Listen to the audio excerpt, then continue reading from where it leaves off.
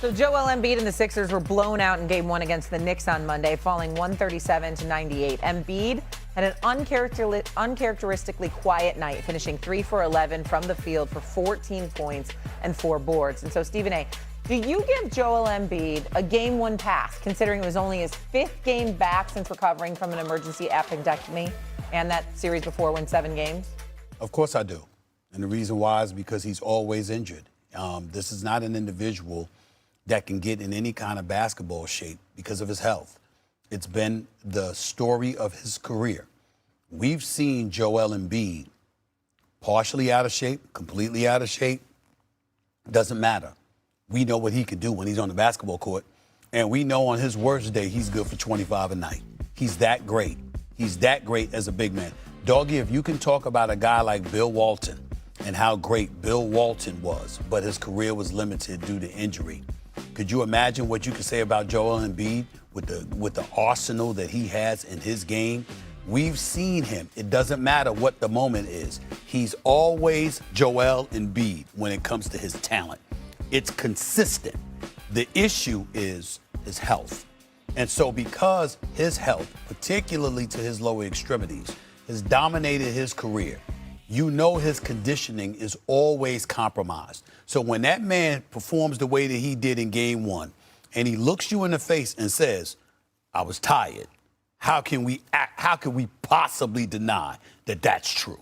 We know that's true, and that's the issue. Let me softly disagree. Okay. Because I respect Joel so much. But this is where LeBron has taught me many things over the decades. This is something LeBron taught me. If you are available, especially in a playoff game, if you are available, you are available. You go out there and play. Now, look, we have seen guys, I'll never forget OG Anunoby dragging that leg up the court. He shouldn't have been available. We have seen guys push it too far. Embiid's available. We don't know how many playoff games he's going to be available for. He comes out in the first quarter of that game, draws 5 fouls. It's a good game plan. He just couldn't do the execution. So I don't have any less respect for him making himself available, what he did in the last round. But if he's going to be out there, he's available, he's got to give him a better product.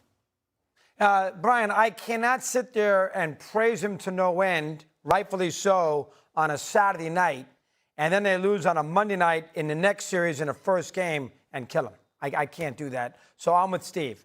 I got to give him a little bit of a pass. He played very well against the Celtics. He's probably the main reason they won. They could have brought Kareem in with Wilt and Russell. They wouldn't have beaten the Knicks in Game 1, no matter what the circumstances were. Let me see how this series evolves. I will give you this. If he doesn't really play well in this series, if they lose and he plays well, I'll live with it. But if he is one of the reasons why the Sixers lose, then I think Embiid's got to get some. You got to get on him. But you have to give him the benefit of the doubt after they won on Saturday night. First time in the history of the franchise, as you just talked about, beat the Celtics, who were 32-0 with 3-1 leads. You win that series, a great series for the city of Philadelphia.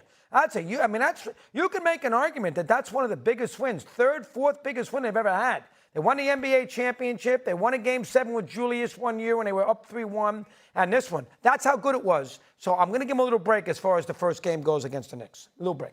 Guys, here's all you need to know. And Wendy, you'll appreciate this. The New York Knicks ran 27 pick and rolls against Joel Embiid. Think about that. 1.63 points per possession, which is astonishing. Why that happened? Because they knew coming into the game he could barely move. You saw him on the court. You saw in Game 7 not once but twice, 2 times his own teammates were pushed into his knees. Okay, and he ended up going down. You saw him stretching on the floor on the Knicks bench, being stretched out by the trainers and stuff like that.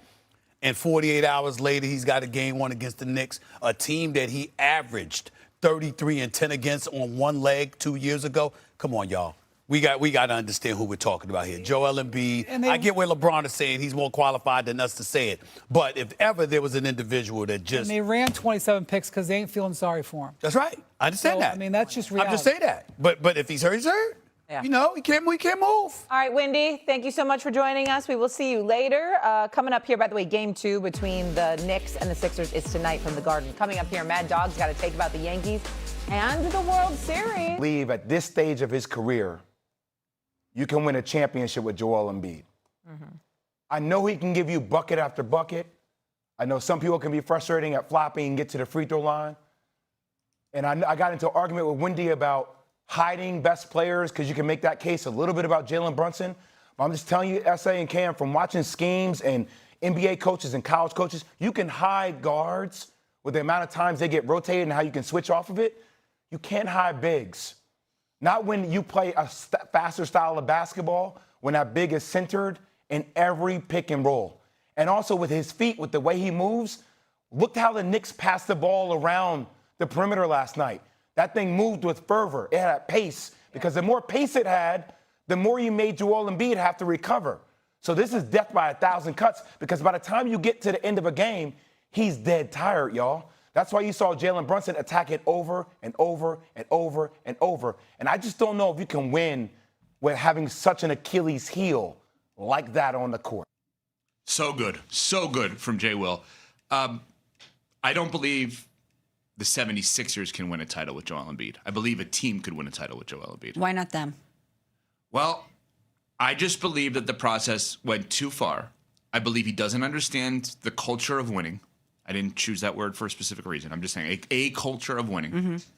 And I believe that, Courtney, you could put Joel Embiid on another team with a different franchise that treats him differently than Philly does, and he can win a championship. I don't think this partnership will get him there. Can you give any benefit of the doubt to the fact that they had just played a grueling Game 7 against the Celtics, but I don't think to think that it won't be as about bad? The one game, though. But do you think if he goes to another organization, all of a sudden his health is going to change? Yeah. That you're going to consistently see a healthy Joel Embiid? That the yes. vulnerabilities in his game that Jay Will just outlined aren't going to be there? Yes, I do. No, They're not going to wear him down? Basketball health. I'm not appendectomy, obviously. Right. I'm talking about basketball health. Him coming back when he did and playing excellent. He's gutted it through a lot in his career. I'm just saying, when it comes to Joel Embiid, we expect he's going to miss time because, unfortunately, he gets injured. So I don't know if another organization can change that, especially as he ages. I just don't like the conversation of how it became, wow, Joel Embiid has changed the complexion of the Celtics 76ers series when he returned. In those 3 games, he was excellent, to he has a bad game in Game 1. Like it felt like his feet were too big for his body, if that makes sense. He was, moving, he was lumbering across the court. I don't know if that's a byproduct of fatigue, of health, of what it was, but you can't make 3 field goals and have the same stat line effectively as Tyler Kolek and be on a team that's going to win a game when they expect you as the leader of this team, as I guess you want to say, like, the pulse of this team in a lot of ways. Tyrese Maxey is the star of this team, but Joel Embiid is the heartbeat. You can't have that happen. I would like to chalk it up to that was just Game 1. We're not going to see the same Joel Embiid in Game 2, but to Jay Will's point, there's a history factor here that we cannot ignore of somebody who's never gotten beyond the conference semifinals in his career. I'd like to see that change. I don't want to write him off. I want to believe that Philly can get to the Eastern Conference Finals with him because they've never been there with him before. But I don't think that you can make a rash judgment like that after Game 1 because I don't think it's going to hold up tonight when they play. Yes, I agree with you in terms of the one game. I don't think Jay's doing that for the one game. I think Jay's talking about the totality of the partnership between Embiid and the Sixers, how I'm taking it, and saying he does not envision that partnership to work. It doesn't seem like the 76ers give him tough love ever. Like, you can't do this. You need to be that. Like, that's just not the nature of this partnership. I've been saying for years, I think it's in the best interest of all parties to separate